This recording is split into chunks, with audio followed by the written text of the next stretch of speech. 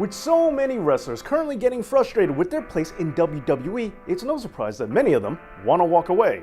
And one of which is, of course, Sasha Banks.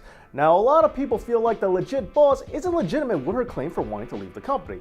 I, on the other hand, completely agree and think that the WWE should be grateful that they had a talent like Sasha. Whoa. Dave. Are you serious right now? Of course I'm serious. I mean, what are you doing here?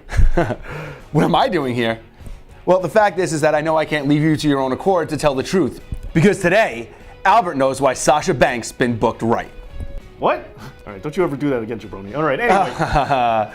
Listen. Right. So what we're going to do is we're going to do a point-counterpoint of this episode where Sasha Banks is going to be the main focal point. I'm obviously going to take the side of the fact that Sasha Banks has been booked very solidly throughout her WWE and NXT run. And I'm going to be taking the correct side in that she's actually been booked wrong.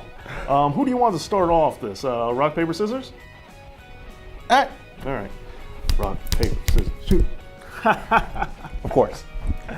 Okay, so to start this conversation, it's real easy. Sasha Banks has been booked atrociously for her entire time that she's been on the main roster. She's been overlooked for the great Ronda Rousey for the mainstream eyes that can't even bring in ratings. Meanwhile, Sasha Banks brought eyes to NXT. So if anything, you're not utilizing your top draw for the women's division, or at least one of your main draws, and it can't be argued that she's at least worth giving a shot with. Dave, you couldn't be more wrong. You could try, but you wouldn't be successful.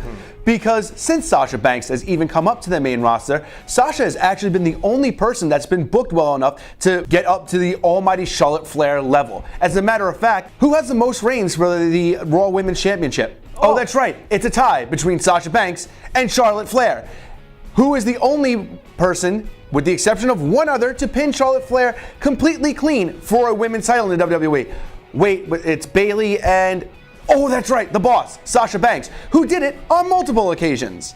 Oh, so we're going to say that all of her title reigns, which don't even equal a month and a shot, are all impressive title reigns. She couldn't even defend the belt at her own hometown successfully. She's never had one successful title defense on Raw television. And you're telling me that's booked well? Those microwave title reigns don't count for anything. Dave, first of all, who in the WWE wins in their own hometown unless it's a main event of a WrestleMania? That's first of all. Second of all, the fact is that at least she's gotten those microwave title reigns.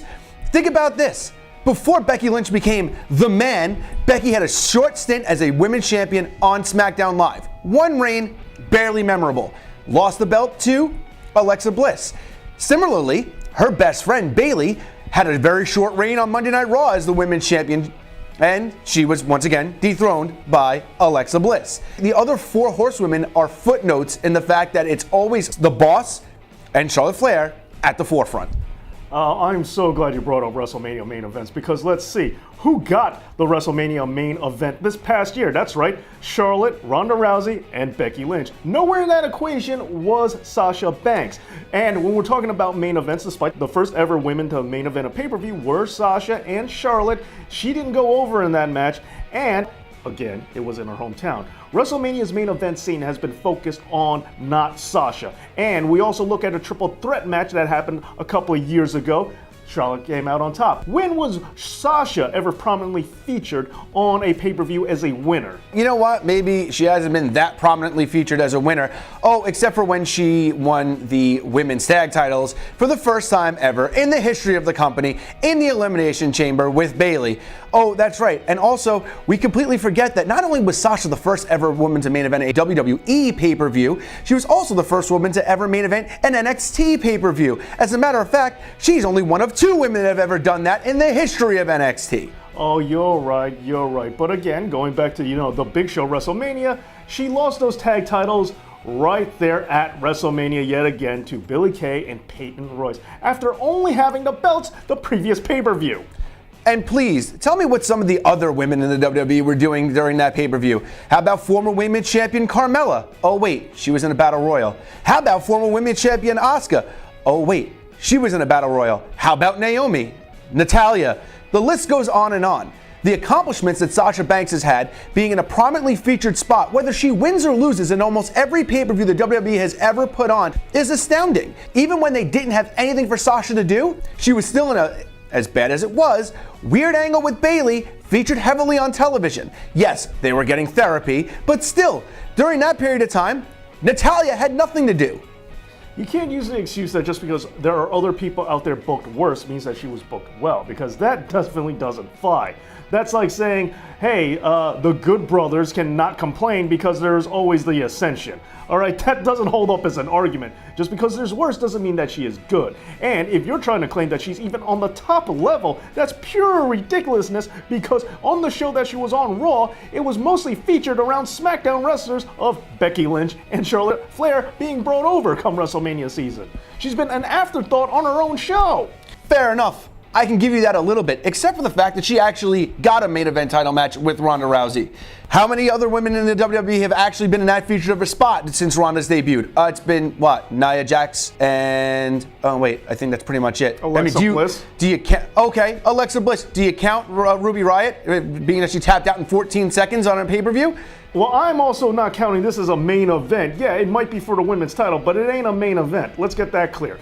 Also, on top of that, when we look at Ronda Rousey's reign of destruction, we know Sasha was used as nothing more than cannon fodder on Ronda Rousey's Victory Train title reign. That's her only purpose on that. It was never meant to be taken seriously as much as she tried to. And as you brought up, even her fake feud with Bayley that dragged on forever and had no real conclusion to it, and it just ended up being a patched up job. They even blew the ending on that because that title reign lasted one single pay-per-view period.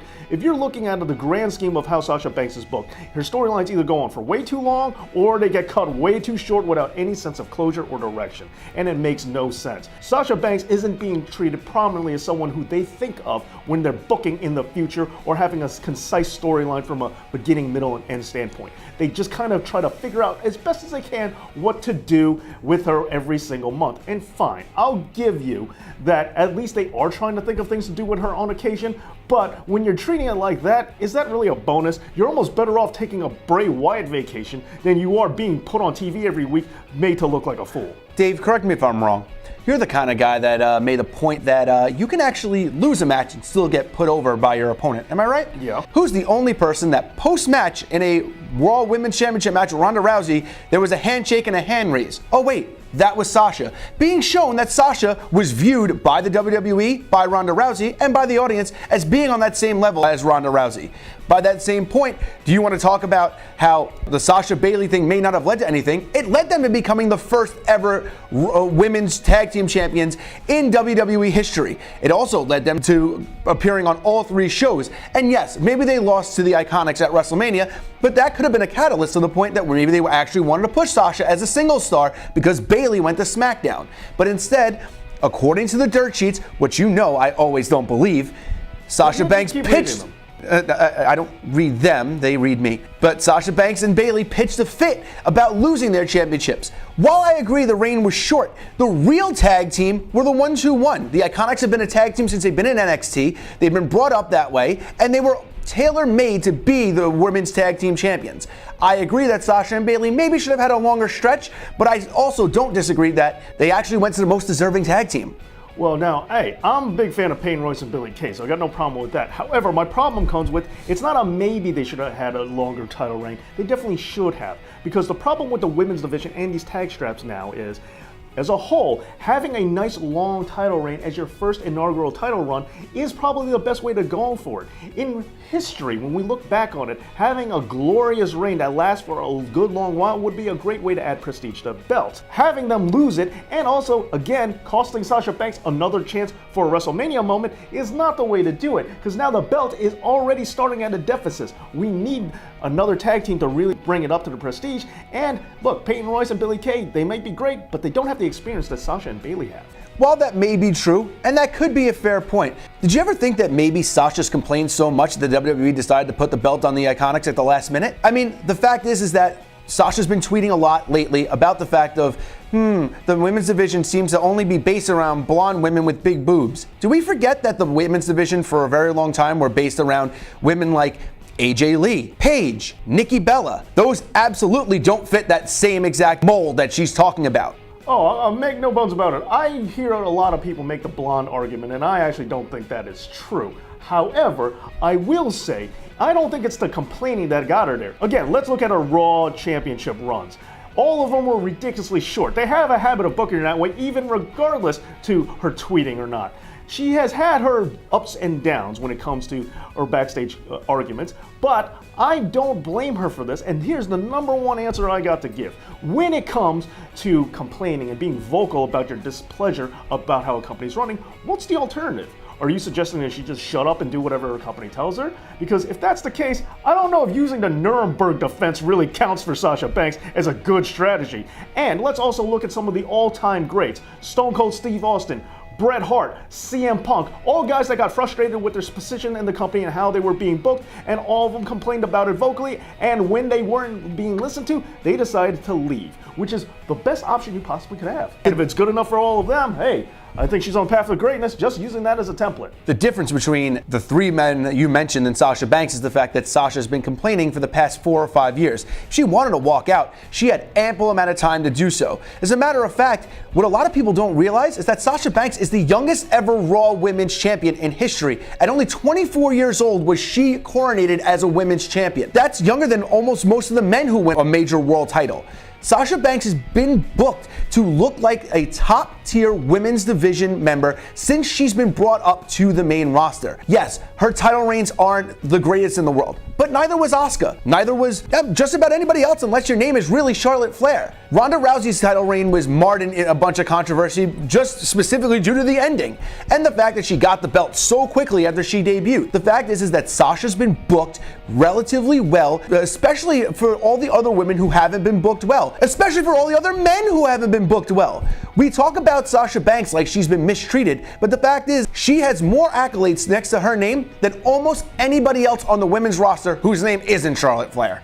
But that's a good distinction right there. And while we're on the subject of Flairs and being a young champion, let's look at another 24-year-old who won a world title, Randy Orton, along with Ric Flair, Triple H, and Batista. Because after he won that world title, and while he did lose it, not too soon after winning it, he got feuds with Triple H, Batista, John Cena, and a whole slew of other wrestlers, as well as having his match with Ric Flair at Taboo Tuesday. And that's my point. He got booked in interesting feuds afterwards. Ronda Rousey was a bland, boring pit stop, and it was really just Sasha joining on the Ronda train. Sasha has not had an interesting feud outside of Charlotte. Name me one that went to completion. One that we got closure on, one that actually went somewhere with an angle. The Bayley feud never paid off. They never had that one-on-one blow-off match, big epic on the main roster like they did in NXT. Because they weren't supposed to. The idea for that whole thing was to tease tension between the two of them and have them get back together so they can win the women's tag titles, which, oh wait, they did. Their coronating moment came at Elimination Chamber when they won the tag titles, which was the conclusion to that story. Yes, does the title defense have to go on and do you have to be the champion?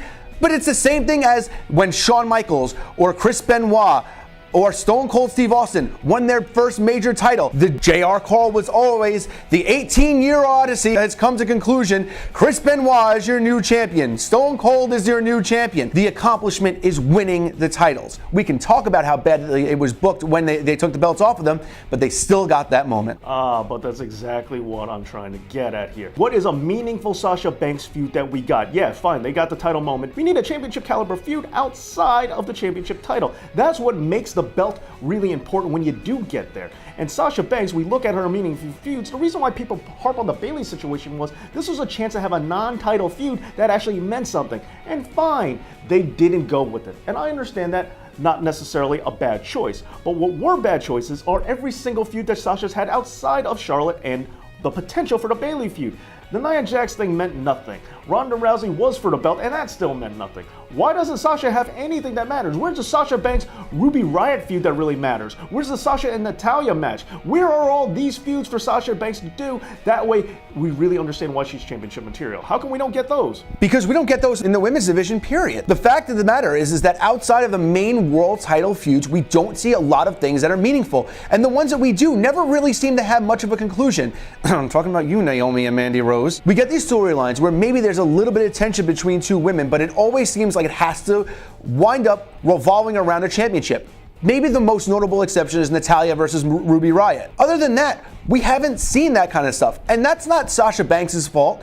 And that's that's right. It's booking's fault. And that's not Sasha Banks' fault. That's booking's fault. Exactly. And I agree with you. Which is her point of her displeasure in the first place. It is booking's fault. And again, just because booking is failing other people worse doesn't mean that she's being okay. Just because she is closest to the top of this pile of crap doesn't necessarily mean that she's being good.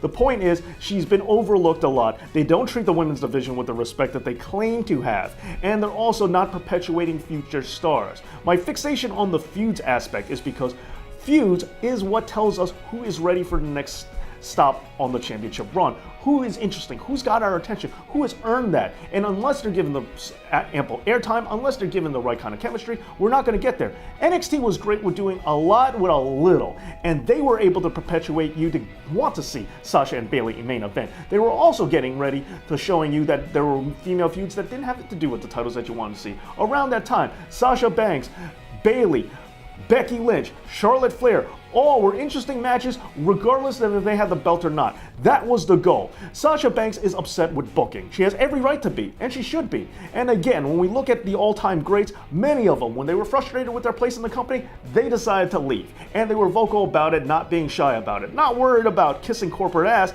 They just went out there and said how they really felt, and if they didn't like it, they know they can always leave. Why shouldn't they? She's in the right to do this because that's exactly how it works. Ask other guys who may not be the legends that Stone Cold Steve Austin and Bret Hart are, or even CM Punk, but let's look at Ty Dillinger, Luke Harper. All these people are voicing their frustrations right now, and they are supposed to be doing so, and I don't blame them. While I agree with the aspect of the fact that, yes, feuds are meant to give you a number one contender, the fact is that Sasha's been built up so well, we don't even need her to be in a feud to actually think that she could dethrone a champion.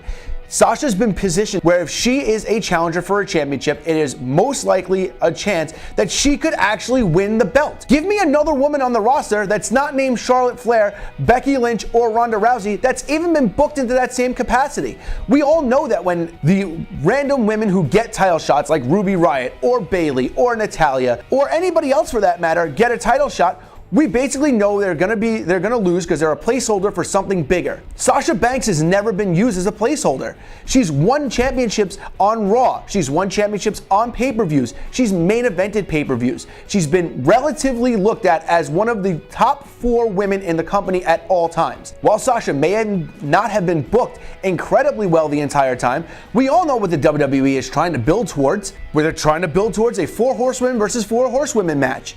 At one point, Sasha Banks is in the conversation for being in the biggest feud in women's division history. Whether or not that's going to happen now with Sasha's displeasure of the company is anybody's best guess. But she also could wind up being on the wrong side of history because they can just insert somebody else in there if they wanted to. Oh, let me correct you there. She's main evented 1 pay-per-view. That's the difference. She's been in the main event of 1 pay-per-view. There's only been 2. Oh, well. Either way, she's only main evented 1. And again, booking's fault. Moving forward, also with them, we want to talk about this awesome horsewomen versus horsewomen feud that we've been teased for well too long. Again, it's a storyline that dragged out. We also have the other problem. Ronda frickin' Rousey invested too much time in this alleged star. Meanwhile, after only a year, she needs a break. Sasha's put in more time and effort in there, and Ronda's been pushed way harder. And there's been no good reason because she's proven that she doesn't draw any money. And on top of that, people want to talk about how great it is she came from UFC. If you're a fan of UFC, you know that Ronda Rousey just got ran over in her last 2 matches. So it is not opponents. And if you want to say that only hardcore UFC fans know that, well, what's the point of getting her in if the whole goal is supposed to be attracting UFC fans? You can't have it both ways. Ronda Rousey has been a detriment to the main roster, just like Brock Lesnar was. Now, you might even say you like her more than Brock Lesnar, and that's fine. At least she shows up. At least she shows up eventually, and now she left. Right. When she had nothing better to do and dropped the championship and felt that she needed a break, That's After when she a left. Single year. And After a she was single year. originally only supposed to stay until November. They even stretched her out to stay through WrestleMania. I'm not applauding her for sticking around for a year. Okay. I understand what you're saying, but the deal was to always just feature her for a while, have her leave, and have her come back when she was ready. And again, yet another faulting of booking because they should never have made that deal. But meanwhile, this whole time, Sasha Banks has been grinding. And what is the thing she gets out of it? The first ever women's tag team champion. Yeah, which she wound up losing Yes, after one pay-per-view cycle. you lose belts. It happens. And again, I'm not totally convinced she didn't lose the title because she was complaining so much. As I said, she's lost plenty of titles before she ever started complaining. Look, I'm not the biggest Sasha Banks fan in general, but I understand a bankable character, no pun intended, when I see it. I understand when someone is over, and I understand when they draw money. If you want to look at Sasha Banks and think that there's no way that she was supposed to be booked any better than she is, then I don't know what to tell you.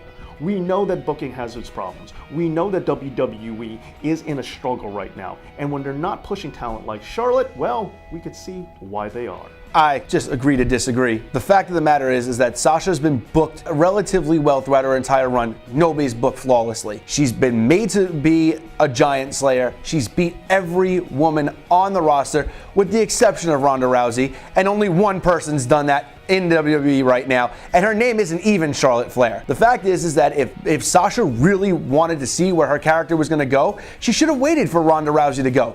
Was a year of Ronda Rousey a bump in the road for her? Sure. But it was also a bump in the road for everybody else. Just like 4 years of Brock Lesnar has been a bump in the road for the entire Raw roster. We understand that WWE makes poor booking decisions.